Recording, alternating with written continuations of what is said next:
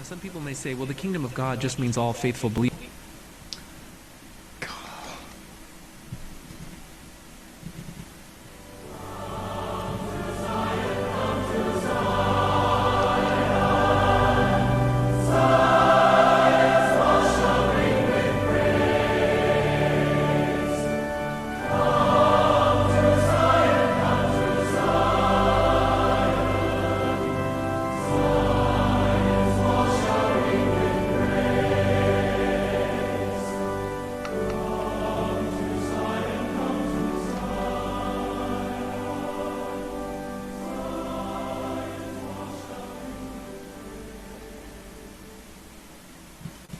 Good morning. I am Doug Bundy, your host for Come to Zion this Tuesday, the 18th day of October 2016. We again don't have Janie Holly with us today. She's had a doctor's appointment and things. Hopefully we'll get back on the regular schedule starting with Florida pretty soon as we go through our different states. But we welcome you to our show where we share the reason for the hope within us, the reason why the Latter-day Saints are Christians, and the reason why you should be too. Our message not only explains what distinguishes LDS Christian doctrine from non-LDS Christian doctrine, but also why the Latter-day Saints have declared since 1845 that the only hope remaining for the Gentiles is for them to repent and to be baptized and thus to be identified in the same covenant and to worship at the same altar as Israel. We've discussed this now for more than 3 years on this program, and you can access all of those past programs on our website, voicesfromthedust.org. That's voicesfromthedust.org. Just go there, click on the menu item TV, where you can watch the program live, or you can click on one of the links that are provided there for our YouTube channel, our Google Plus page, as well as our Facebook page, all of which are entitled Voices from the Dust. Alrighty, and we're also going to try to, we haven't been successful in all these years, to use our Skype. We have actually once or twice, but if we have some callers who'd like to call in on Skype, then that is available as well. It's usually I put it in the lower third there, but I didn't do that today. It's Douglas.Bundy on Skype, so it's very easy to remember. But at any rate, we welcome our guests here this morning. Sam, who's with us, he's got a little bit of video problem like we did last week that prevented us from well, it caused us a scramble, which prevented us really from being able to broadcast a quality program. I had to finally delete it because it didn't have any audio. That was terrible. But anyway, welcome, Sam. Thank you, Doug. It's nice to be here. Sorry about your video feed. You probably have a nice green screen scene for us behind you there. Yes, I do. I'm sorry. We discussed this before the show started, and Sam and I, and we decided that it's probably the Windows 10 updates that come in and change things, and then when you go to run things as you normally do, nothing works because Windows 10 has made an update that has changed things. It's very aggravating. So we're going to try to figure out, at least I'm going to try to figure out how to turn the automatic Windows update feature, if that's a feature, turn it off. But at any rate, we're glad to have you here, Sam. Today's program is entitled Mormonism. Can the Mormons break out of the Matrix? Do you know what the Matrix refers to, Sam? My experience is that it's a place where you are being controlled and you don't know it until after you get out of it. Yeah, that's exactly what it is. And there was a movie produced. I never did see it. Did you ever watch the movie called The Matrix? Yes. Oh, wow.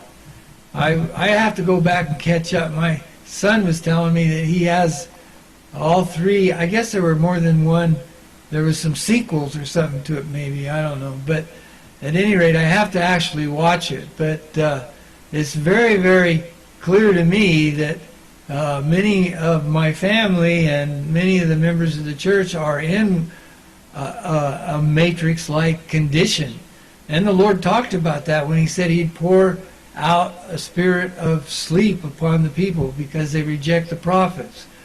Well, as we discussed last week with the Council of the Kingdom of God, or the Council of the 50 as it is known, with it discontinued, the LDS Church's ecclesiastical leaders have had to fend for themselves politically, and now that the church's video of the councils of the 12 meetings, the quorum of the 12 meetings, have been leaked to the public, some are in an uproar over it. What have you watched any of those videos, Sam? Which videos did you say? The Mormon leaked videos that we talked about in last week's program. And we played clips from. I think I tried to add that number anything about it. Well, at any rate, it's causing quite a stir, especially among the anti-Mormon people. But one of those, he doesn't like to be considered anti-Mormon, but there's not a better name for him, because they're essentially against the church. They're anti-church. They're anti-Latter-day Saint beliefs is what it amounts to. So it's just convenient to refer to him as anti-Mormon. But we've had John Streeter, when he was known as Bomo, appearing on our show here, where we were discussing the Council of the 50 earlier this year, towards the beginning of this year or the end of last year. And he's produced a video of his own now dissecting the confessions of Senator Gordon Smith, which were revealed in the leaked Mormon videos, where the senator fairly gushes on how he put himself at the beck and call of the brethren. So we're going to play that clip now, and we will talk about it on the other side here, if I can move my mouse fast enough.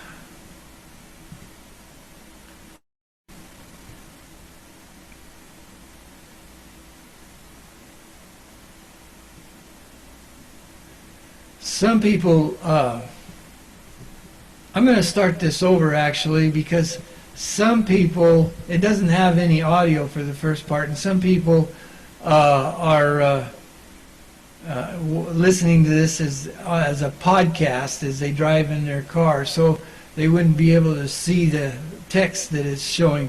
So I'm going to try to read it if I can read it fast enough.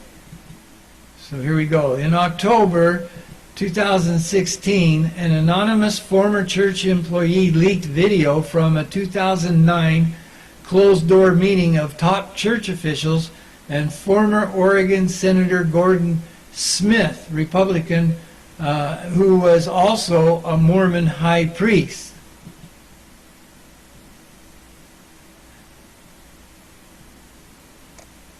Oh yes, I did see one of these.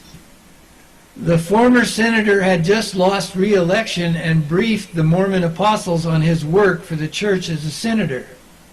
And it shows a picture of him there.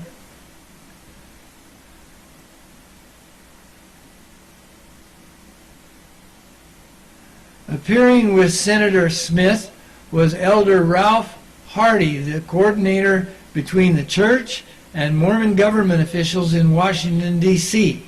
And it shows a picture of him.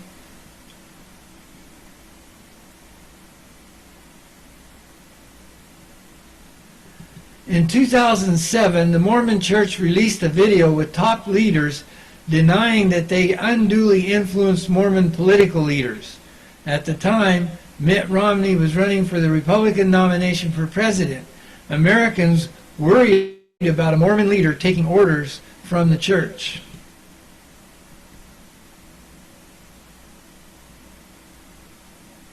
Compare what the church tells the public with what happens behind closed doors. Would a Mormon politician be directed by the church?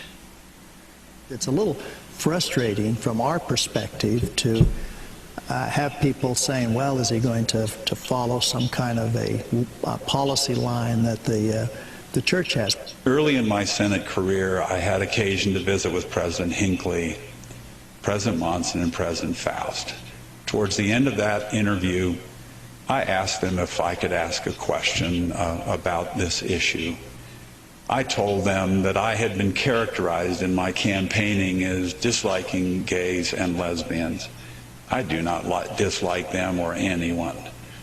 And I wanted to know where the boundaries are. I told them, if you want to know my position on issues in relationship to culture, they could find them in my bishop's handbook, and those are how I voted. Yes, we have a long record in the church of not interfering with public officials, some of whom are on all sides of almost all public opinions. There's been no evidence of any effort to influence that in any way. I just can't stress what it means to the Church of Jesus Christ of Latter-day Saints to have which we've had five temple recommend carrying high priest in the United States Senate, and a large number in the House of Representatives. What it means to the transaction of business, to have access, to be able to influence decisions, to reach beyond our shores. And as I said in my introduction, what Senator Smith has done, and I can say the same for our other brethren of both parties, it is of inestimable value to this church. And I hope that in the days and years ahead, that the miracle of these brethren being in Washington will be repeated, and that worthy brothers and sisters of this church in this country and in other lands will rise up and find ways to be in elective office. And the members understand that. Political candidates understand that. They don't ever come to the church and say, what should I do? Though I can't remember any Latter-day Saints that were permanent members of his staff, it was fair to say that his staff in the Senate was church broke. In fact, not many months ago, his legislative director called me on the phone and he said, "Ralph, you haven't called us for 6 weeks. What are we supposed to be doing?" We've got a long track record of the people who run for office, who are members of this church, representing their constituencies, representing the people, and doing the very best that they can for all of the people. But what I regarded as my role as one who regards his temple recommend as more important than an election certificate. I stand as a witness of his tireless advocacy for the vital interest of the Church of Jesus Christ of Latter-day Saints. For in my experience, he always stood ready first and foremost as a high priest and as a covenant member of the Church of Jesus Christ of Latter-day Saints, and receptive and able and willing to serve its most vital interest in Washington and, in fact, internationally. On the way to the airport, I didn't call my staff. I called Elder Hardy, and I hope you brethren know that Elder Hardy is a lawyer, but I don't know when he ever does any legal work. He works full-time for the church. And I said, "Ralph, if there's any way you can go to the ambassador's home, he's expecting you, codify this as best we can." I believe we have a mission in India now. Two. It started from that meeting, and this is the way that you ought to use Mike Crapo, the way you ought to use Harry Reid, the way you ought to use Orrin Hatch and Bob Bennett. These are great men, these are great colleagues, and they're dedicated Latter-day Saints. And it was my privilege to respond, not often enough. When he would call, he didn't call enough, but when he did, we saw miracles. It's actually much worse than this. He says, see this extended video on his, and he refers to that video that he first produced, which we played, I think, last week a little bit of. But The point here is that, and I would argue that there is a distinction to be made between interfering, using undue influence with lawmakers whose public positions on given issues might differ with those of the church. There's a difference between that kind of arm bending and taking advantage of the harmony of like-minded officials who have the benign interests of the church at heart in order to advance the cause of righteousness. As Lori Goodstein wrote in an editorial of the New York Times just 2 weeks or so ago, quote, "Scholars and political advisors said in interviews this week that Mormon politicians advocated in ways no different from many Protestant, Catholic, and Jewish politicians." And then she quotes Jim Manley, quote, "Nothing in this videotape is any different from what I've heard in the past from other senators who were Irish Catholic, Protestant, or other religions," unquote, said Jim Manley, who was an aide to the Senator Edward Kennedy, a Catholic who died in 2009, and also Senator Harry Reid of Nevada, a Mormon. Can I add something? Sure, go ahead. I also don't think it's any different than what I do, because I've written to my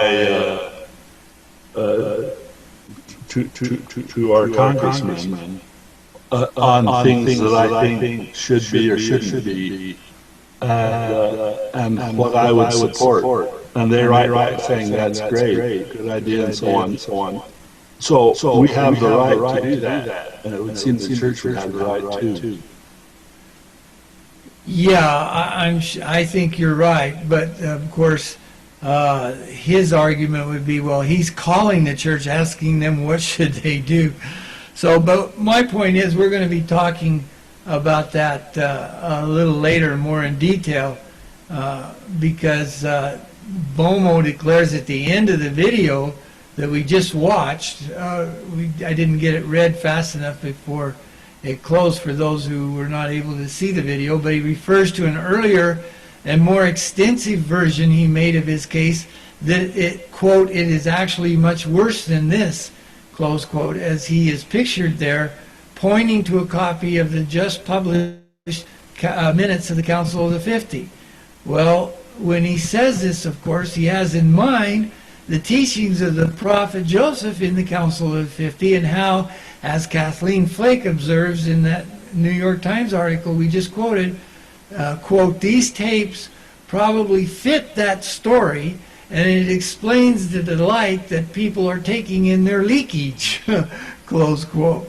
Well, in Bomo's case, that delight stems from the vindication he must feel for holding his long-held position that Joseph Smith's ideas of theodemocracy, which we've discussed in our past programs with Bomo, are actually very dangerous to American liberty under the U.S. Constitution, in his view.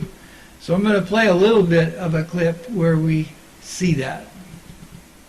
Now, some people may say, well, the kingdom of God just means all faithful believers in God, so we're not really talking about the church in particular. Now, this is where it gets even more interesting. A few months before Joseph Smith died, he established a secret council of men, now known as the Council of 50. Now, the primary driving purpose behind this council was to establish a theocracy, a government in which the church leaders also held political power.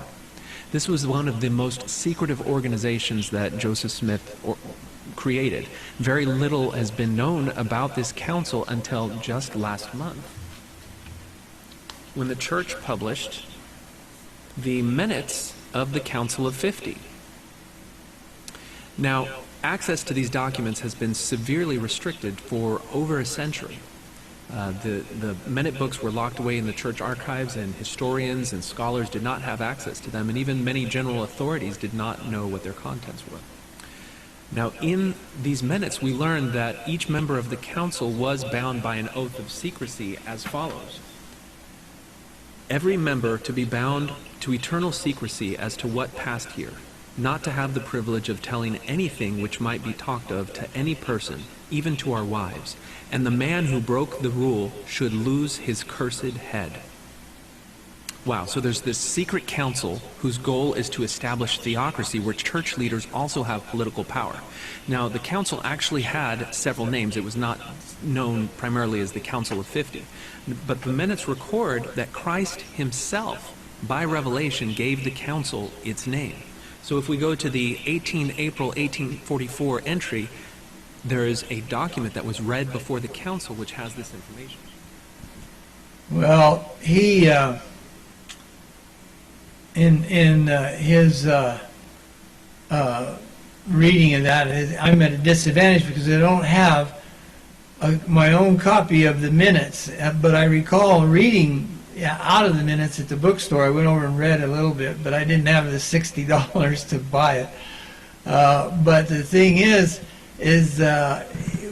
he is quoting things just slightly out of context a little bit. For instance, this that they may lose their cursed head comment was a suggestion that one of the members made. It wasn't a resolution. It may have passed, I don't know, but this was a common phrase among them, and that's explained by the editors of the minutes, but I don't recall exactly what the story was, but it puts a slightly different twist on it than Bomo was putting here. So we'll wait, we'll defer our examination of his assertions in subsequent programs when we also have a copy, hopefully, of the minutes to refer to. But for now, I want to continue trying to show how the secret forum of the Council of the 50 might have considered events that are transpiring today in the United States, and how that forum, by its nature, would have differed from that of the Council of the 12. Continuing with our theme, so to speak, that we pursued last week. The LDS's church response to the controversy caused by the leaked Mormon videos consists in pointing out that the meetings were intended to be informative only, that no decision-making was involved, that the purpose of the briefings in the video is, quote, to understand issues that may face the church and is in pursuit of the obligation church leaders feel to be informed on and have open discussions about those issues. So this is an informational forum, not a decision-making body, close quote. And that's from an online Deseret News article, October 2nd, by Ted Walsh.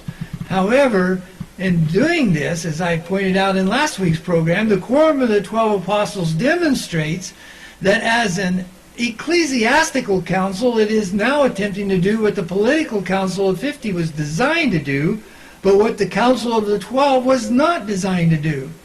To go back to the parable, we can think of the picture of the Council of the 12. They're out there working. There are the trees that are to be producing the fruit, and the servants that are working to harvest that fruit and to nourish and take care of the trees and everything are not the watchmen up on the tower. They may be some of them that have been placed on the hedge, but he can't see that far. But the one watchman that was supposed to be placed on the tower, that was a very special duty, and now here the church is without that because the council was discontinued. The fact that the Council of the 50 was organized differently, included non-ecclesiastical members, and conducted its business according to the parliamentary procedures, contrasts significantly with the way priesthood quorums of the church are organized and conducted. Is that not so, Sam?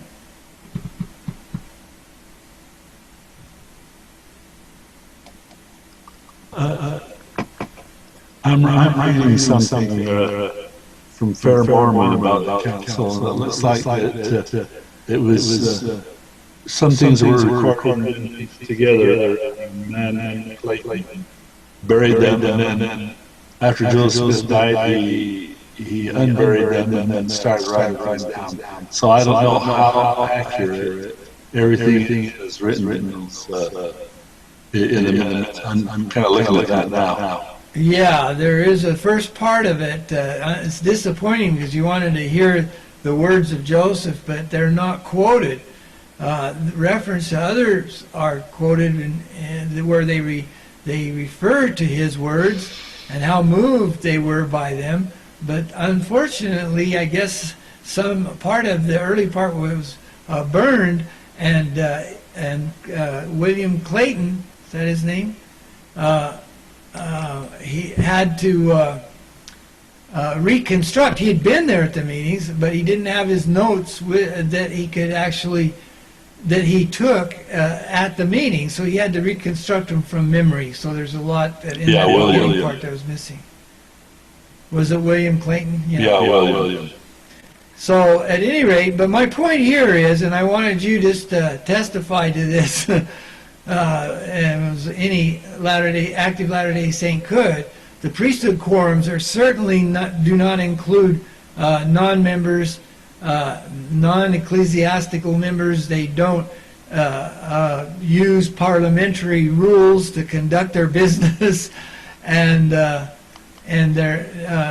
they're not organized by age and so on like the Council of the 50 was. That's the point I was trying to make. There's a big difference between the priesthood quorums of the church and this council of the church that actually included priesthood holders, but not necessarily as quorums. There could be, if there were people that were non-members of the council that were older than members of the quorum of the 12, they would have been seated closer to the prophet than those members of the quorum. Very unusual. It's not that way now. They occupy the chief seats of the synagogue, so to speak, and nobody sits between them. What was God's involvement in the Council of the 50? Did Joseph Smith say he got the idea from God? Yeah, oh yeah. We're going to talk more about that now, but if we get into it, we'll find ourselves out of time.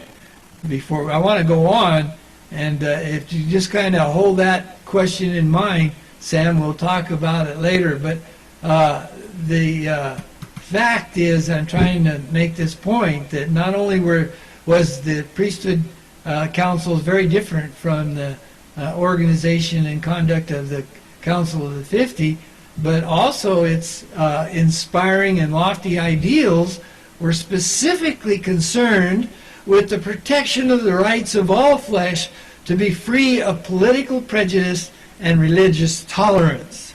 See, that was the purpose of it. There's no priesthood quorum today that has that as its purpose.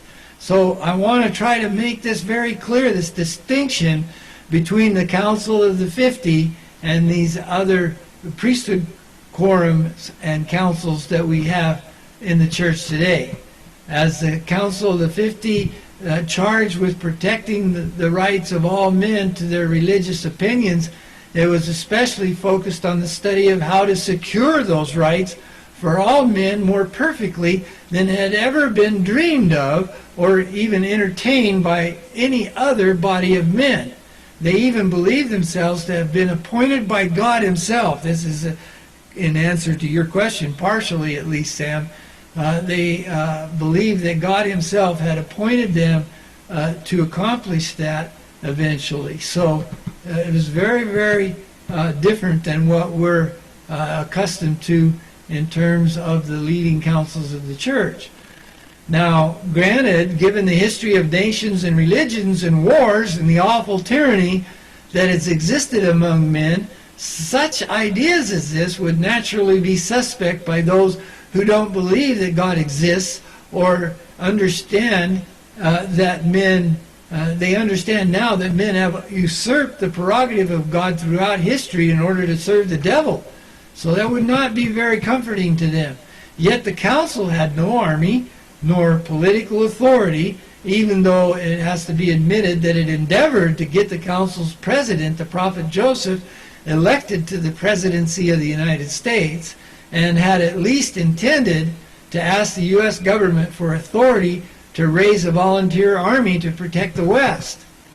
Nevertheless, and I think more to the point for this show, in order to aspire to its lofty ideals, it is clear that the members of the council would have had to have an excellent understanding of the enemy of all righteousness that has ruled on this earth with blood and horror since the days of Adam. They would have had to strive to understand how the enemy has taken the treasures of the earth and with gold and silver bought up popes and priests and tyrants of every description to bind men down with yokes of iron and torture and murder them by the hundreds of millions.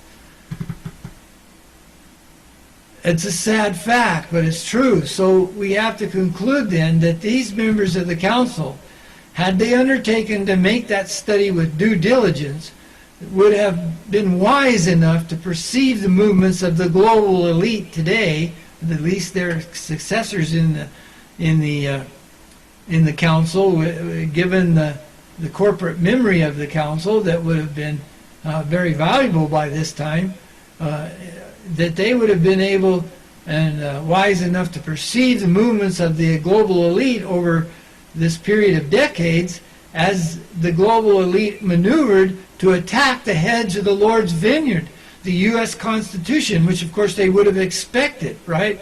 That they're coming to destroy the U.S. Constitution in order to spoil the vineyard of the Lord and take upon itself the abundant fruit produced by the 12 trees that the Lord's servants have planted and carefully cultivated over these 17 decades.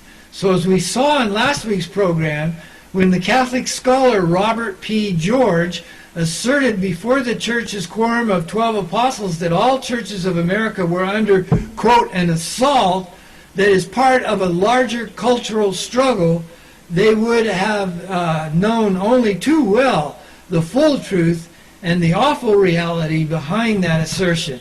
They would not have needed to be convinced that the global elite, having bound themselves to the rulers of darkness by satanic oaths and even rituals, were determined to seduce the leaders and the academics and the bureaucrats and the more part of the righteous of the Gentile nations until they could bring them down to believe in their works of darkness and partake of their spoils and to join with them in their secret murders and combinations wherein they combine to overthrow the freedom of all lands, nations, and countries and bring to pass the destruction of all people, as the voices of the dust put it. It has been interesting for us to imagine how the legacy of the council would have been built up over the 17 or so decades that have elapsed since the council was organized, which legacy would have included a thorough understanding of theory, of principle, and of doctrine in all things pertaining to the kingdom of God on the earth, the keys of which kingdom had been conferred upon them as a council. See, the point being always to remember is this was all lost, you see, and when the council was discontinued. So, unfortunately, as it stands, the ecclesiastical councils of the church, busy as they should be, laboring around the world to grow the trees of the vineyard and harvest and preserve its fruit, are forced to fend for themselves as they are left without the essential watchtower that was designed to keep an eye on the enemy. So that's what they're trying to do now. See, and that's what these videos show. But they're not designed, again, I have to stress that council of the 12 is not organized as a council of the 12, an ecclesiastical council to accomplish its ends. The council of the 50 was. You could just, it's so clear to me. I don't know how I can make it any clearer. But we can rest assured that it shall be the cause of a great evil to come, as described in the parable of D&C 101, for the Lord has declared it, and who can deny it? Today, the truth is that our situation is awful, and nowhere is that fact more evident than right here in Utah, where stands the headquarters of the restored Church of God, albeit without the security of its watchtower to look out for its and protect its religious rights. But the reason that our awful situation is now so evident here in Utah is found in the fact that another Mormon candidate for U.S. president, not the prophet this time, but a high priest and a former stake president and more prominent member of the church, Mitt Romney, has focused the attention of the nation on the political stance of the members of the church, even to the point of spreading interest in the erstwhile Council of the 50 candidate, the prophet Joseph Smith, back in the 19th century. While the national conversation over the LDS Church and Mitt Romney's Republican candidacy is now past, since he, of course, lost his bid to Democrat Barack Obama 4 years ago, his opposition to the current Republican candidate for the U.S. president, Donald J. Trump, has turned out to be wrenching in a way that is truly uncovering the extent to which the global elite are seducing the more part of the righteous into believing in their works and to partake of their spoils. Following this show, you would know, if you've been following it for some time, you will understand why I contend that this is the case. When people consider, that is, those that are familiar with the show, our followers, if you want to call them, what do they call them? Subscribers, I guess, on YouTube. When our subscribers maybe consider the smear campaign that the enemy has conducted across the board and around the world to discredit Donald Trump in the eyes of Americans, then they are going to understand why I am contending and showing that this is so crucial to the subject of the Council of the 50. Ironically, as the enemies of the Constitution have tried to provide pretext after pretext for Americans to reject Donald Trump, especially Republican Americans, which make up a vast majority of Utah Mormons, they've only succeeded in exposing the hypocrisy and the blindness of those who oppose the man. As they choose the trumped up, well, I guess the pun was intended here, but as they choose the trumped up pretext that works best for them, they inadvertently reveal their own prejudice toward and their favor for, even if it's not really a conscious favor, for the agenda, or at least we could say their non-concern over the agenda of the globalists, which ostensibly the Republicans profess to oppose and all Mormons should oppose, at least those who are awake enough to understand it. What was easily hidden, though, in the subtleties of political rhetoric and deceiving rationalizations made possible by the general public's ignorance of the encroaching enemy, which has now come upon the Lord's vineyard undetected under cover of darkness, as it were, by night, if you will, is effectively being removed by Donald Trump's political campaign. And that's makes this thing a really, really interesting topic, does it not, Sam? The latest illustration of this is just startling.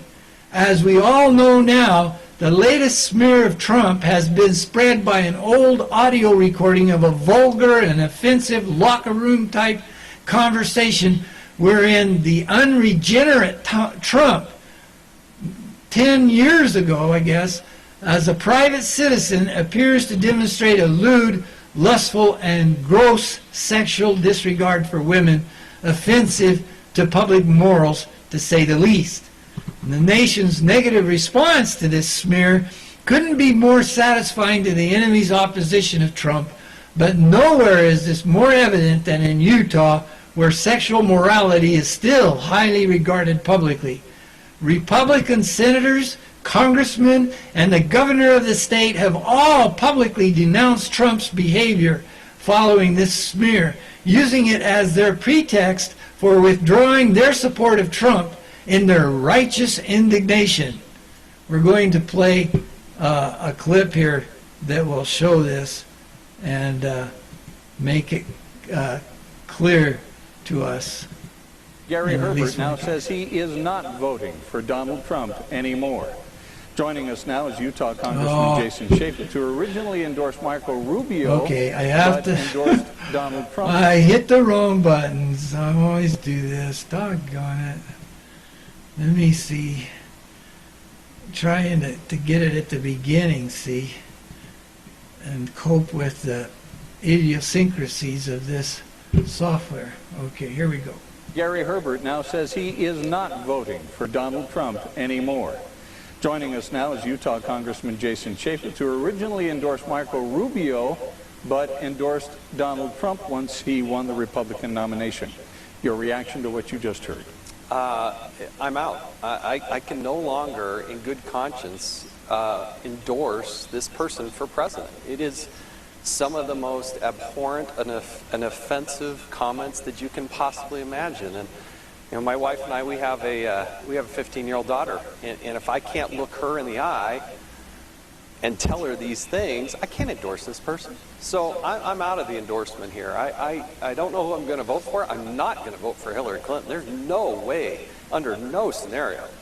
But I cannot offer an endorsement for whatever that means of Donald Trump. Paul Ryan, House Speaker Paul Ryan, has pulled out of a scheduled appearance with Donald Trump tomorrow. What's going on behind the scenes at the GOP tonight? A lot of shock and dismay, a lot of scrambling. I think a lot of us wish that Mike Pence was at the top of the ticket. I think he's a man of high moral fiber. I still cry on my pillow that Mitt Romney didn't get elected the president of the United States. But I do wish Mike Pence was at the top of the ticket. And why should we have to settle for anything else? It really is sad, because what a great opportunity and a great talent. And I think that the message of Donald Trump was a good one. But if this is the way he acts, and that apology, that was no apology. That was an apology for getting caught. That was not an apology for the behavior. And, you know, to use a baseball metaphor, I got to call balls and strikes as they come across the plate. And why should we tolerate this? This is the presidency of the United States of America. I just can't do it. What about down-ticket candidates? What's this going to do to them? Well, I think voters are smart enough to understand the difference. I think they, look race by race. I happen to think the Republican message and platform is the right one, and so, but it's a real dilemma for the party, though, with him at the top of the ticket and people like you talking the way you're talking. Well, hey, look, he's put the party and the country in an awful place, because we have some serious things. The future of our nation, the Supreme Court, this is a very pivotal time in our nation. And I get the sense that if there was this one, there probably wasn't. This probably isn't the end of them. There might be more, and I can't put my good name behind somebody who acts like that. And to blame it on, well, Bill Clinton does worse. That should have been your first clue that it was the wrong thing to do. All right. So, Utah Congressman Jason Chaffetz, thanks for being with us. See, this is not all. In an unprecedented Deseret News editorial, a Utah newspaper owned by the LDS Church, the newspaper has called for Trump to withdraw his candidacy. Let's see if I can pull that up, and where we can see it. While you're doing that, does the church suggest an alternative? Just a minute, Sam. Let me get this. I can't think and talk at the same time. Okay, now what was your question? Does the LDS Church suggest an alternative to Trump? No, in fact, this is the wrong graphic. I didn't want to pull that up. What I wanted to do was to pull up the church's editorial at this point so you could see it. So sorry about that, but here's the editorial, a picture of it, and let me get that up here, and then we'll talk about it, Sam. I'm sorry, I'm so uncoordinated I can't do two things at once and talk. Okay. All right. So can you see that? Yes. Okay. So this is, in our opinion, they're saying Donald Trump should resign his candidacy. And there normally is a picture of Donald Trump there, but for some reason it doesn't come out. And so here's the editorial, and I won't take time to read it all. As you can see, it's quite long.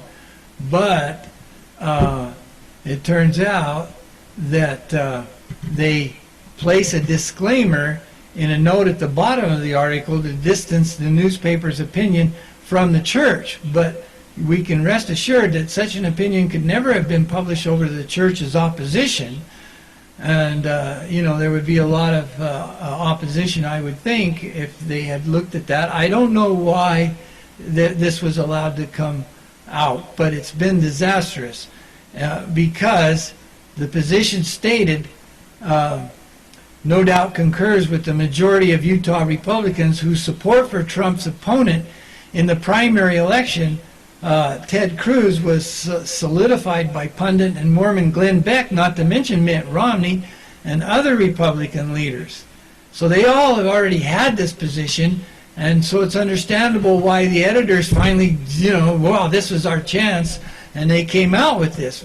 Well, Ted Cruz won the Utah primary election overwhelmingly, but caused a huge, perhaps politically fatal uproar at the Republican National Convention when he refused to endorse the winner of the primary election, Donald Trump, during his speech on that occasion. But Cruz has since recanted and endorsed Trump, as many of the Utah Republican leaders have done, but reluctantly. This is a reluctance arising out of the fact that it is becoming increasingly clear that Trump is genuinely conservative and patriotic, and that fact is exposing the lip service conservatism and patriotism of hypocritical Republicans. Now, that's a strong statement, but it addresses your question, Sam. In their editorial, the church, and I can't find it right here somewhere, but they say, I won't be able to find it fast enough, but to answer your question, they say this should not be taken as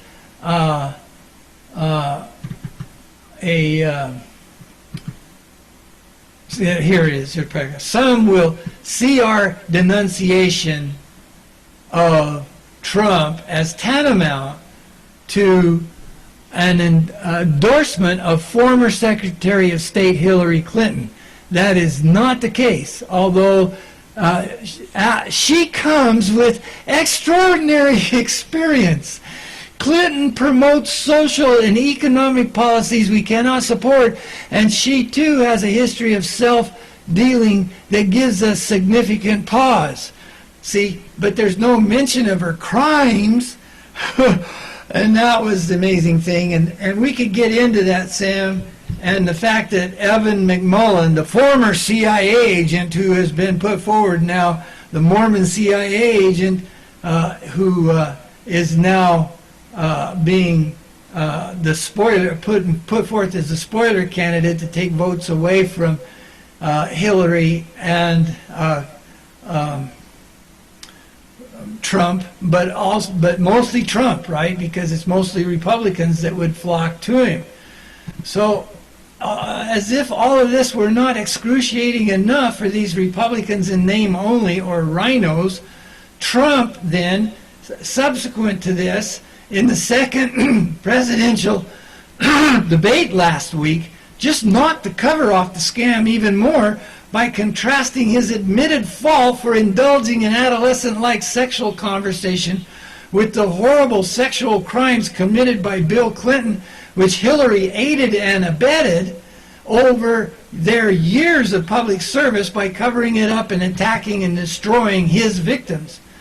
Now the Utah Republicans are faced with justifying their condemnation and refusal to support Trump in light of the Democrats' smear, while remaining silent and not crying out for justice in the actual documented and eyewitness accounts of the Democratic candidates' unabashed crimes.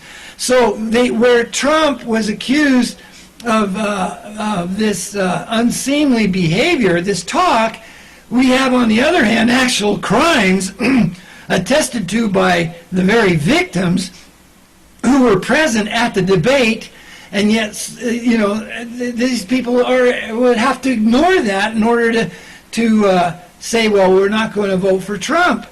because it's only Trump that could stop Clinton. No, none of these other candidates will be able to do that. So it puts them in a tremendous position of having to show their true patriotic colors. See, if they're truly concerned about the Constitution and about preserving our religious liberty more than condemning somebody who obviously, like many football player stars and many political, well, past presidents even, like Kennedy, who were very promiscuous and used language that was horrible, but the press covered it up, you see. In this case, in order to stop Trump, they've dug it up. Many of them probably having been guilty of the same thing. They're not all as clean and pure as the Mormons of Utah. But anyway, in the Deseret News editorial, I'm going to quote some of it here. The outrageous opinion asserts that while some, we already read that, some will see our denunciation of Trump as an endorsement of Hillary Clinton, but they go on to say that should Clinton prevail in this presidential contest, we trust she and those in the Congress that hold the presidency in check will recognize that her likely victory against the self-wounded candidate is not a mandate for her specific platform, but rather a repudiation of Trump's flaws. Oh, you're going to trust in that? Oh my goodness, I mean, this shows such naivete that the Mormons are expected to swallow. I can't believe it. They go on to say, we prefer to stand for something rather than against someone, but this is one of those rare moments when it is necessary to take a clear stand against the hucksterism, his hucksterism, you see, his misogyny, his narcissism, and his latent despotism that infect the Trump campaign, even as we hope for a more auspicious future of liberty, prosperity, and peace for the nation. Oh my goodness, I just cringe. I cannot believe that the church's newspaper would print an editorial like, yeah, they have to claim that this is not the stance necessarily of the Quorum of the 12 of this first presidency of the leadership of the church, and they do that at the bottom, but this has always represented the church's stand. And this is, as we'll see in a moment, has opened the door for people that delight in taking advantage of it. These blind guys, these hypocrites, they say her vast experience is only offset by her promotion of social and economic policies that they can't support, and by her history of self-dealing that gives her significant pause. Give me a break. After all the books that have been written and the cases that have been settled out of court and the eyewitness accounts of these women who were present right there at the debate, who before Trump had the decency to support them, their ilk, these newspapers, this Deseret News, along with all the rest of the prostitutes of the national press, totally ignored. They had to know. But they ignored it. It's not that they didn't know about the books. It's not that they didn't know about the testimony.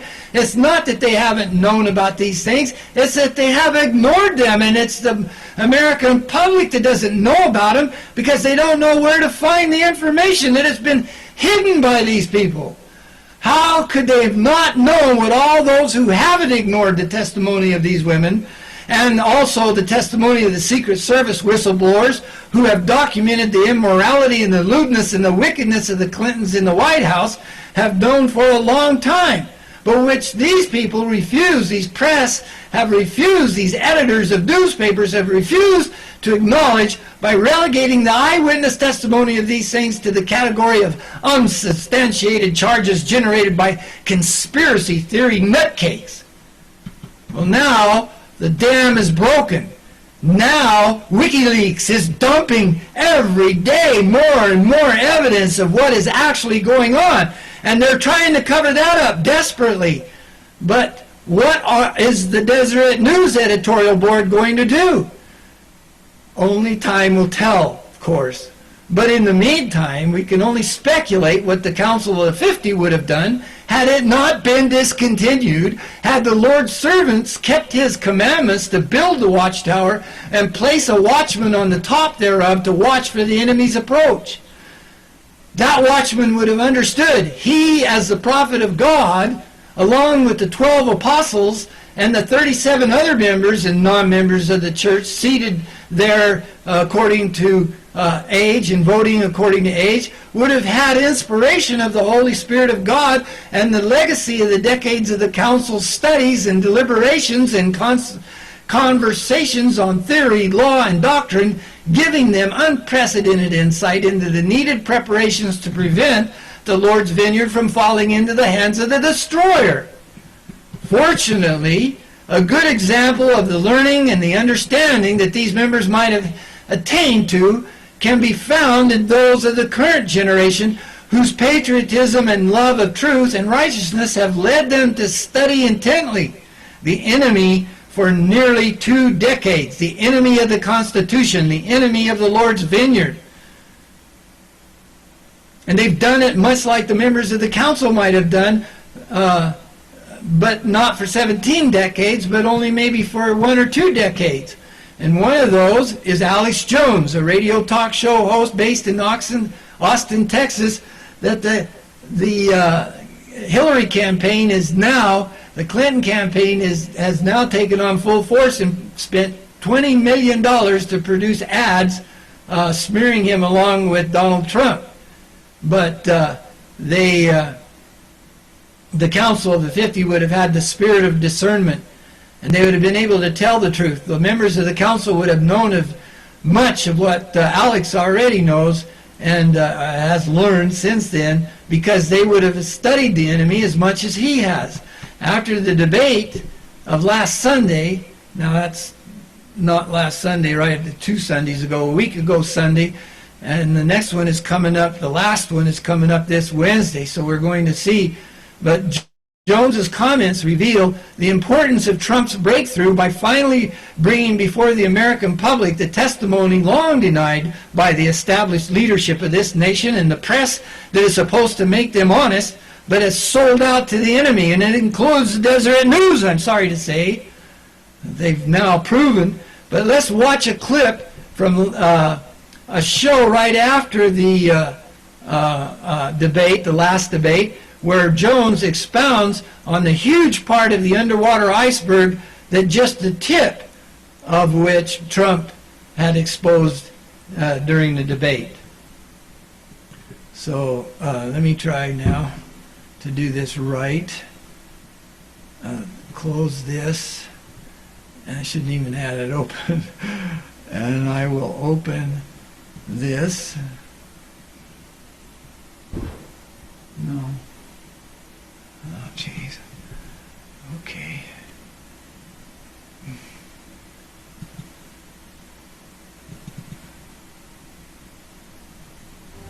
I can't. I'm sorry. I just cannot figure out how to do these things and talk at the same time. It's just not conducive to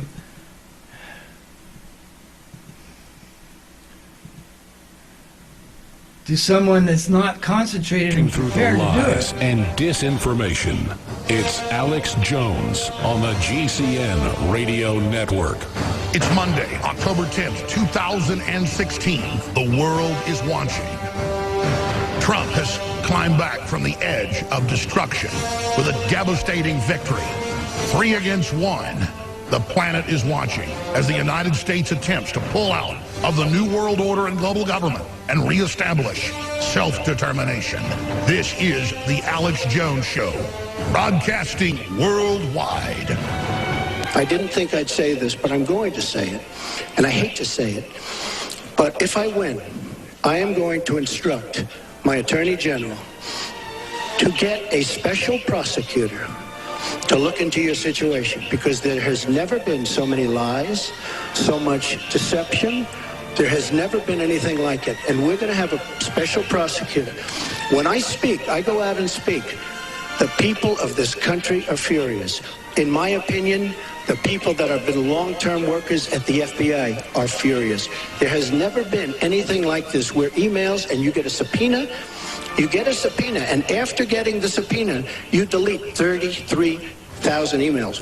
And then you acid wash them, or bleach them, as you would say, a very expensive process. So we're going to get a special prosecutor, and we're going to look into it, because you know what? People have been, their lives have been destroyed for doing 1/5 of what you've done. And it's a disgrace. And honestly, you ought to be ashamed of yourself. You know, it is, it's just awfully good that someone with the temperament of Donald Trump is not in charge of the law in our country. Because you'd be in jail. Secretary Clinton. Be in jail. Yes, that man needs to be president. Total leadership. Absolutely has her in the target sights, and now is pulling the trigger. This is an incredible time to be alive, and I am so glad to be here. We're going to play tons of the debate. If he would have done this in the first one, he'd be 20 points ahead, not just 10 points ahead in the real polls. They know there's a landslide coming. They know Bill Clinton's sex crimes are coming out, the rape settlements. They're desperate. They are going to bring out incredible hoaxes. They're going to hire women to say Trump raped them. Never a history of this in 40-plus years. Longer than that. I mean, the guy's 70. So he's been above 20, for a long time. 50 years. Never. Women say he spoils the living daylights out of them. In the so-called dirty talk tape, he's trying to lavish the woman with gifts. In fact, that's what they say. Trump avalanches women with jewelry and everything else, and then if they're ever mean to him or treat him bad, he's gone like that. You treat Donald Trump bad, it's a well-known MO, he's gone. Gone. And I'm here to tell you, locker room talk, listen, once these criminals that sold us out to the communist Chinese and funded the radical jihadis and opened our borders and engaged in every crime you can imagine, like creating derivatives, getting rid of Glass-Steagall, starting all these illegal wars, putting more hardcore sanctions on than even Herbert Walker Bush did, and killing over 500,000 children. They admit that. That's the real crime here. And saying it's a good price to pay. Once they're in trouble for selling blood filled with AIDS and HIV, HIV that causes AIDS and hepatitis, I mean, the crimes go on and on. It makes the head spin. Once she ever got in trouble for that, then we can take Donald Trump to the woodshed for shooting his mouth off. For shooting his mouth off. Yeah, well, it really pales into, it was shooting his mouth off 10 years ago. But the question is, will the Deseret News and the Republican establishment support Trump in his campaign to expose the horrible crimes of the enemy? And see, it's not just, this is important to understand, it's the Clintons at the head of the Democratic Party that have sold out, but the whole Democratic Party is sold out to the leadership of it, to the enemy. And so Trump is in a campaign to expose their crimes and to unseat them from our government, preventing them from getting above us. And so the point is, will the Deseret News come out and acknowledge that, and even though they might have to overlook Trump's personal sins, which shouldn't be hard. He's apologized for them, he's repented, and as Alex Jones said here, it's really been smeared. You can see that they actually, the Republican Party chairman, Paul Ryan, had this information weeks before it was leaked. And of course he waited until after it came out then to do his pompous resignation and so on. But the Lord God has commanded us, as the voices from the dust declare in no uncertain terms, to not suffer these devils to get above us, lest the blood of the saints be shed. But are we going to wait for a candidate to come along whom the enemy cannot smear because his life is so impeccable? Is it more and more unlikely? It is more and more unlikely that such a leader will ever arise outside this church, because only the LDS Church is able to prevent the enemy from infiltrating its leadership by reason of its inspired organization and the gift of the Holy Ghost that its leaders possess. I think Glenn Beck is a good example of that.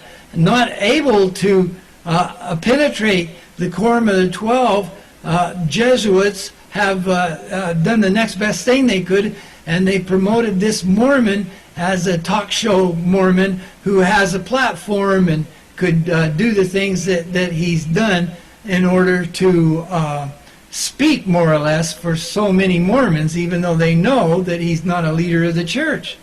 But even leaders of the church that have been vetted and that have a long history of faithfulness and are bound by covenants and so on and inspired by the Holy Ghost are not foolproof for men, even inspired men, who have been set apart and ordained by divine authority, authority brought to the earth by angels from heaven, can fail to discern the truth at all times and in all things, as history has proven too many times. Nevertheless, and notwithstanding, the Lord knows all these things, and this is his church, which he has established among Gentiles as part of his great and marvelous work to recover his ancient people and teach the whole world in doing so just who he is and how he conducts himself and why.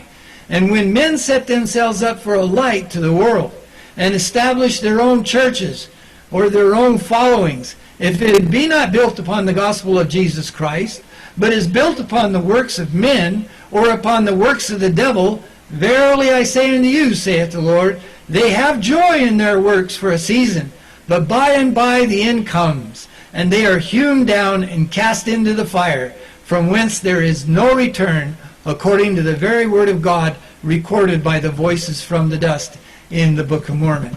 Yea, many of the Gentiles are doing just that, as many of their own people are now pointing out very often, and we have played many of their complaints and their observations on our show here. But let's listen to Jones confirm this fact, taking it way beyond where most observers are willing to go.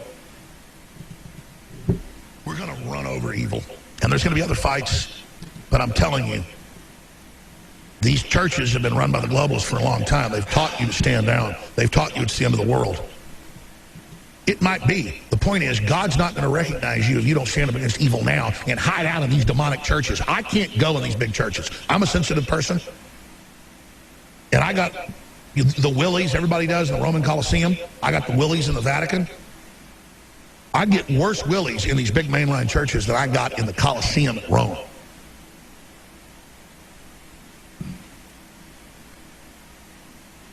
That's because most of these big preachers you see are globalist agents, and they hold a satanic office. It's one thing to be evil, but when you pose as a man of Christ and you aren't, it's the most demonic thing there is. Donald Trump never claims to be perfect, never claims. Are you Christian? He's like, yes, I like God. But it's private with him. And then he's ashamed of things he does, so he doesn't want to say it. I see all of it. Compared to people that talk about how good they are all day and they're screwing kids at night. Let me tell you, a lot of these big preachers in your town, they're raping kids at night and they're in satanic covens. You need to know that. These big mega churches are Satan, are devil-worshipping pits. We'll be back. You need to know that, he says. And truer words were never spoken. There are many facets to our awful situation and many things that those who desire to keep the commandments of God can do. But we have never been on the precipice as much as we are now. The day is over when anybody with credibility can continue to call those who have been watching for the enemy tin hat-wearing conspiracy theorists. This is a long-standing smear that the globalists have used very effectively, but modern communications have exposed the truth, as we see in the thousands of the enemy's documents and emails that are now being revealed in the WikiLeaks project. Truly, the pit that has been dug by the enemy shall be filled by those who dug it, just as the voices from the dust have foretold. Now, though, we ask ourselves, what is to be done? How do we resist and refuse to suffer these wicked people to get above us? The members of the council would have surely known And the preparations to protect the vineyard would no doubt have been in place by now had the council continued. But there are others who have worthwhile suggestions, as we have seen, and one of those is Dr. Steve Pachinik, a frequent guest on the Alex Jones Show, and we're going to watch the next clip of him. Now, let's see if I can just do this fast enough. What's going on? I mean, I really want to know, from your perspective, how you think they're going to strike back. I mean, I get... Okay, I'll pause it while I click the right buttons to bring them up here.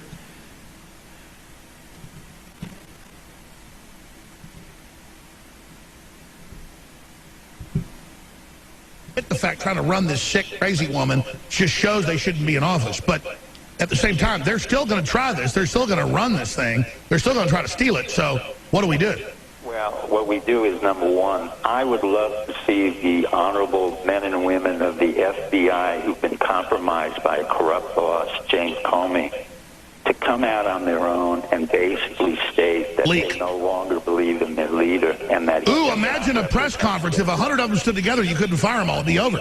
Well, that's my point. And it's time for the American citizen who works for the CIA, for the Exactly. FBI. Why do you and I have to be the ones hanging our ass out here? And I'm not bragging that we're heroes, but where is that survival instinct? You and I, it's very simple. You and I don't have a pension. We're not guaranteed our livelihood. You and I know that we have to hustle every day for our living. We don't have a guaranteed life cycle. But the FBI individual thinks that he or she is going to be given, going to be taken care of for their whole life, get a pension. It's just not going to happen. But you said it. They are discrediting it with a mortal wound. They can't put this back together again unless they turn against it. Well, they have to. There's no other alternative. And I know many of the FBI career officers, and they have to remember, James Comey was never an FBI agent. He was never a special agent. He's a Politico. He was a prosecutor, and he was a lawyer, and he was a compromised lawyer, along with Sandy Berger and Cheryl Mills and all the others. But you're right. The next 28 days, we need people now to do the right thing, folks. That's do correct. it. The first thing I would say, I'd like the FBI people to walk out and say, look, we no longer can support Comey. There are those in the CIA who can say the same thing about John Brennan.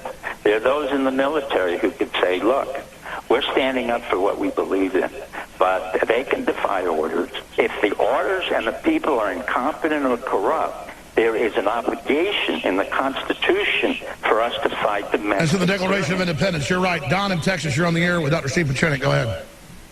Hey, Alex, it's finally... I'm going to stop it there. They talk about the fly on Hillary's face and so on, but they're right. There are thousands of good Latter-day Saints, in fact, and people of good faith, other faiths, employed by the U.S. government and their contractors, whose conscience should be urging them to awaken to a sense of our awful situation as these revelations unfold. Clearly, they should feel compelled to take the action being encouraged here by Dr. Pachinik and Alex Jones when they see these things have... let's see, I forgot to stop the share here. When they see these things that have come to pass and are now among us all. However, there are others of the righteous who have been seduced and have come down to believe in the works of darkness, of the elite, and to join with them in their secret murders and in their secret combinations wherein they combine to overthrow the freedom of all lands, nations, and countries and bring to pass the destruction of all people. But to understand that, you have to study. It takes a long time of studying. Individuals can't always dedicate that much time, especially if they're not interested in those things, because they're more interested in the distractions that the New World Order provides for them. And it's just unbelievable. But in the meantime, those people that are involved in these things, they know about them.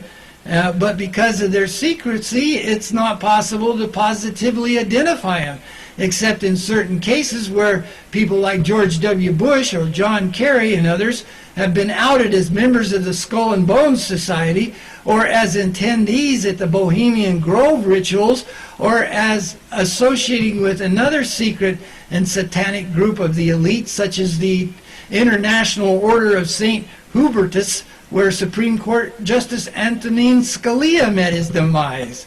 From these positions of secrecy, these people can wear two faces, as Hillary tried to sell them public in the debate last time, where they can deceive the people, hiding the true intent of their dark hearts from the uninitiated, only pretending to be upstanding, respectable citizens, rendering valuable public service.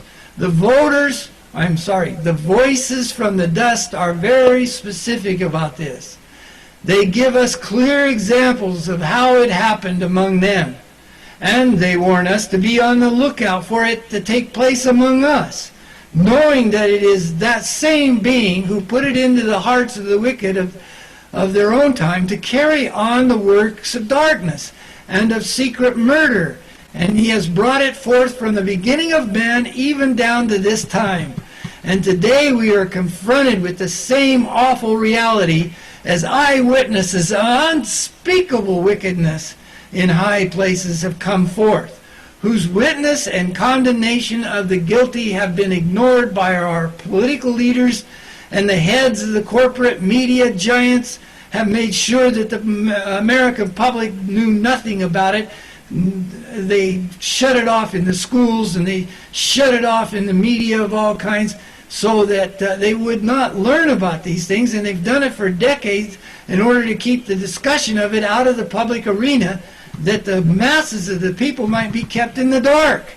And what makes the precedent-breaking editorial of the Deseret News so alarming is the breaking of its long-standing silence on political parties and their candidates, but not in the face of this horrible and continuing series of crimes by public figures that are totally unsufferable, but for the audacity of a private citizen with unseemly and erstwhile behavior to step into the public arena, bringing these crimes to light.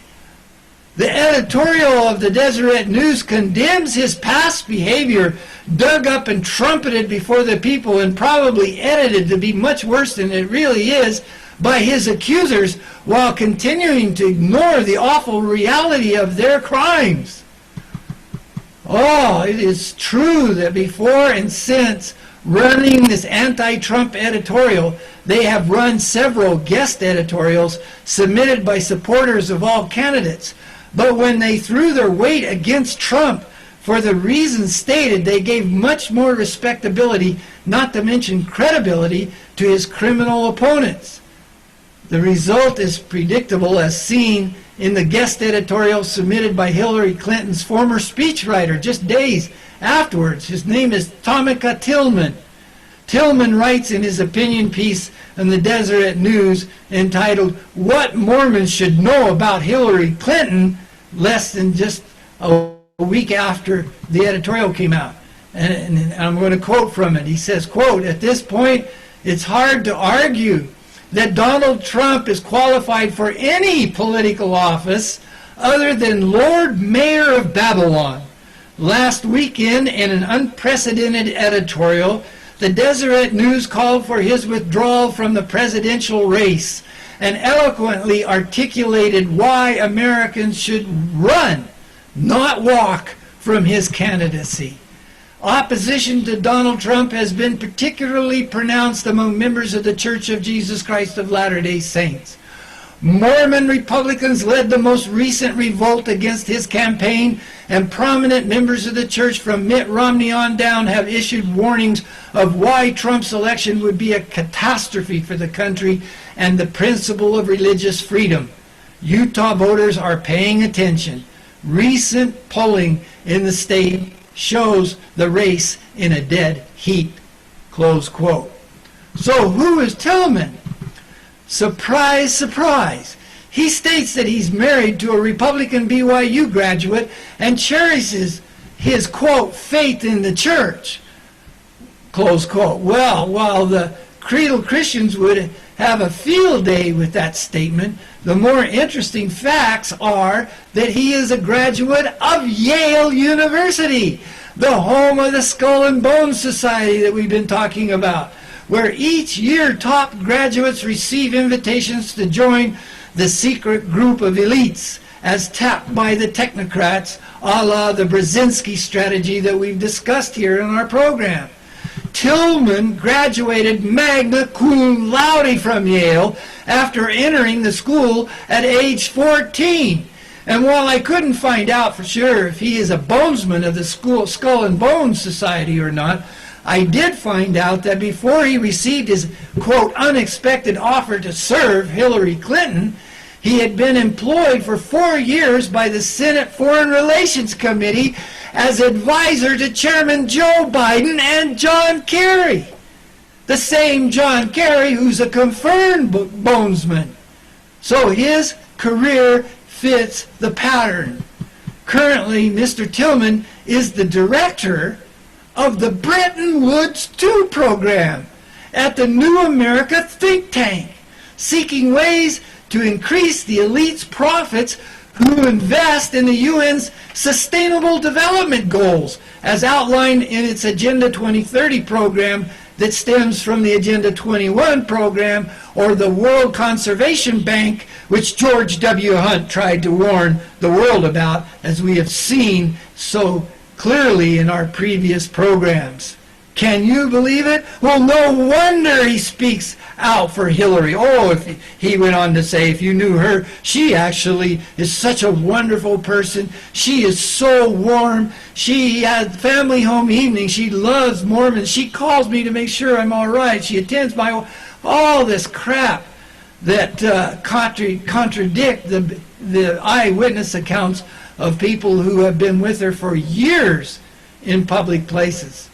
But in our programs, we've imagined that the Council of the 50 no doubt would have invited Mr. Hunt to testify before them, and with their knowledge of history, of the efforts of the great and abominable church through the secret works of the Jesuits, through the secret works of the Illuminati, to regain control of the rebel Gentiles here in America and their money and their laws and their government, the members of the council would have been in a great position to fully appreciate Hunt's testimony and its ominous implications. Wow! Can you feel the pathos of the drama in which we are now immersed, where the church-owned newspaper has actually managed to showcase the globalist cause to overthrow the world in a brilliant moral light, even providing a platform for one of their own to articulate it. But if it gets even worse, I don't know how, but yet it does. The enemy has turned the naivete of the Mormons even more to their advantage by pointing out that their opposition to Trump on moral grounds should be a model for all Christians, especially the moral majority consisting of the late Jerry Falwell's evangelical Christians who insist on supporting Trump in spite of the smear campaign against him. It's as if they are taunting the evangelical leaders. Are you going to let the non-Christian Mormons out-Christian you Christians? You true Christians? The main article, which has spawned many others of the same ilk, appears in the online Huffington Post, a major organ of the globalists. The headline reads, quote, Mormons' consciences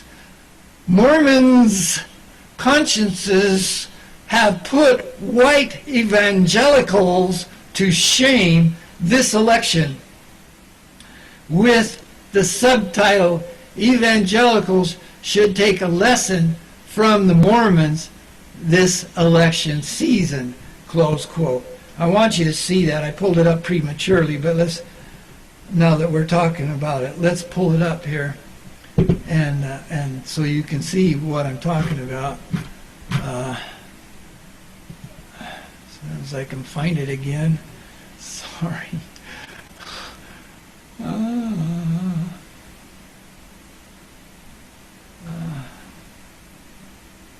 Oh, what did I must have closed it. I'm sorry. I won't be able to find it again. I evidently, I know it's not here, is it? No, this is not it. I'm sorry. I probably closed it. Anyway, it's you can take my word for it. The press is totally disparaging Trump self-righteously for his alleged moral failures, while totally ignoring Clinton's crimes against humanity as they're coming out in WikiLeaks. It's besides what Trump has been able to expose in the debates. And it's truly a case of straining at a gnat while swallowing a camel, with the Mormons put in the lead. I've got a video clip here that will show what is really the ramification of that article itself. So let me try to pull it up now. Remarkably, after the leak of that videotape of Donald Trump boasting of... Till I can share it. Trying to work out a procedure on the fly that works better. Okay, here we go. Now this is a CNN pundit. being able to grab the genitals of any woman he wants because, as a star quote, you can do anything.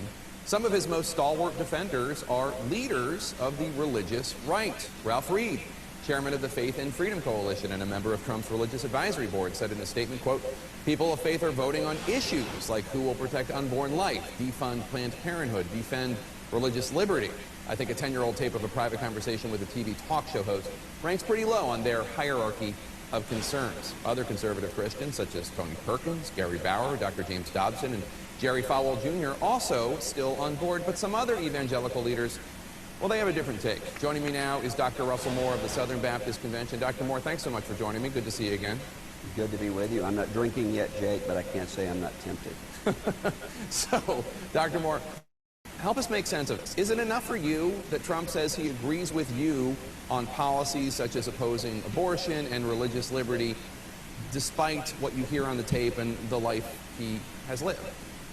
What I'm concerned about is the reputation of evangelical Christianity and the credibility of the Church of Jesus Christ right now. When people who previously told us character matters are now just waving away really serious and shocking character issues as though they don't matter at all. I mean, we've had issues where for over a year now, African American and Hispanic evangelicals have been alarmed and concerned about why are our leaders not taking these things seriously.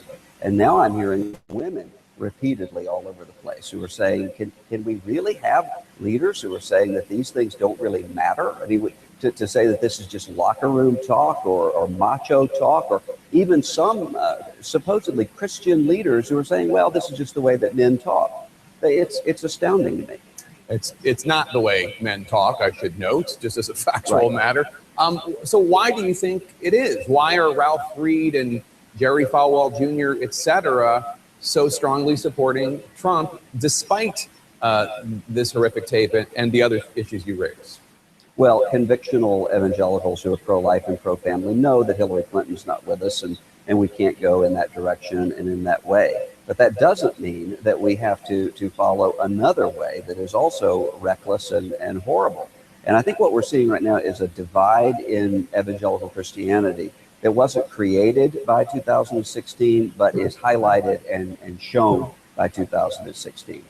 And a lot of the old guard going back to the same tactics of the 1990s, I think it's just leaving a wreckage of cynicism in its wake. And it's going to take us longer to recover from this year than it took us to recover from the scandals of the TV evangelists in the 1980s, I'm afraid. Because the very credibility of what it means to stand up and say, we believe in objective truth, for instance. Many of the people who have warned us for years about situational ethics and moral relativism are now asking us to practice it. And it's really heartbreaking to me.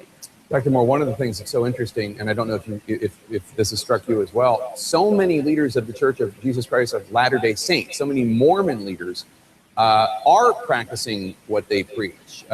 Mitt Romney, the governor of Utah, Congresswoman Mia Love, the Deseret News, strongly condemning what Donald Trump stands for, saying this is not what we represent. Obviously, still also very strongly opposed to Hillary Clinton. When did Mormon leaders become stronger in terms of faith for the teachings of Jesus Christ than Christian leaders?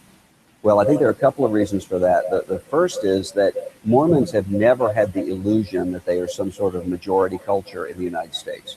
So when Latter-day Saints see minority religions being targeted in terms of their religious freedom in the way that has happened this year, they're alarmed and they're awakened by that. I also think that you have cohesive communities in Utah and places like that, that frankly, I completely reject Mormon theology, but we ought to learn something about what it means to train up our children in what we believe. And when we look at the sort of fraying and decaying that's going on in the Bible Belt and around this country when it comes to keeping communities solid, I think that's part of the problem. Dr. Russell Moore, always a pleasure to have you. Thank you so much for your time, sir.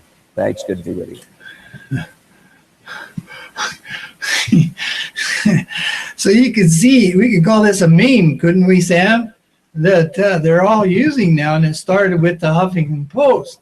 This depressing spectacle is no doubt another quite effective blow against Trump and his supporters, wherein the ignorance of the masses is being used against them. The masses of voters are kept from the truth because they don't know where to find it, thanks to prostitute media like the Huffington Post, CNN, and now the Deseret News. The Deseret News. But the enemy-controlled media is not only covering up the revelations pouring out of WikiLeaks that are so incriminating to Clinton and the Democratic Party, but now they've used the power of the U.S. government to actually force the cutting or the severing of WikiLeaks' internet service, so that in this desperate attempt, they've cut off the internet from Assange by pressuring the Ecuadorian embassy or the government of Ecuador to cut that link so that this incriminating evidence will stop pouring out against them. They're just desperate. John Kerry got in his airplane and went down to the Ecuadorian government and threatened them with their lives if they didn't shut this off. But see, the American people don't know that they're trying to stem the tide of documents, incriminating documents, proving the criminal actions of the criminals. But it may be too late for them. The Democrats are rumored to be considering replacing damaged Hillary with Michelle Obama. And we'll have to see. If that's the case, you see, with one fell swoop, they will have eliminated the problem that they brought upon themselves, where they shot themselves in the foot by trying to malign Trump with immorality.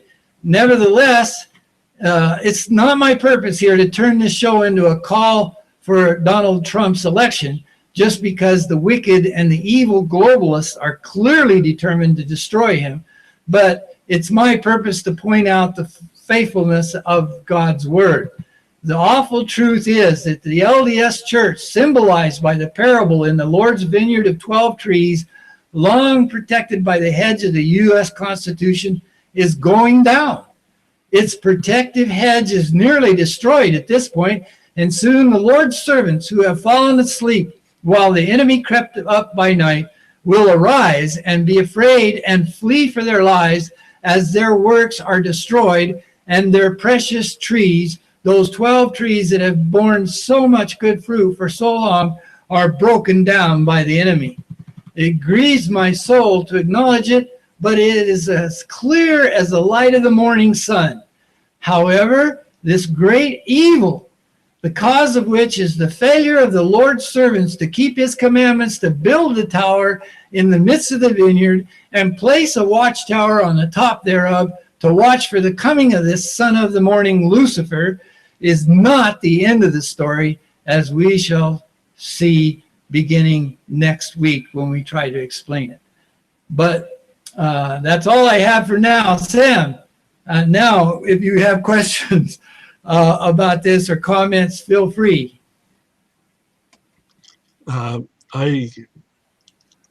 had a lot of comments earlier in some of the things that were happening, but so much water's gone under the bridge, I don't know if they're appropriate, and I can't remember them all. But what you say sounds convincing, and I don't know enough about it to comment intelligently on it. Well, I'm sorry for putting you on the spot. I thought you might have been taking notes like you did the last time we were talking about these things, which proved to be really helpful. But I'm sure Bomo will have a lot to say. We've got so much to cover in the coming weeks about this. I don't know when we'll get back to our list of states that we were discussing the work. We may be able to roll that in some way and go back to where we were with Florida. But for now, I think we've got enough to chew on for quite some time. And it's going to be interesting to see what happens. Tomorrow, the last debate is scheduled to take place. And it may be that the Democratic Party will do something dramatic between now and then. We'll have to see. But we'll take it as it comes. But I hope everybody has a good day. And my prayer, as always, is that the Lord's choicest blessings will be with us all in the name of Jesus Christ. Amen. Amen.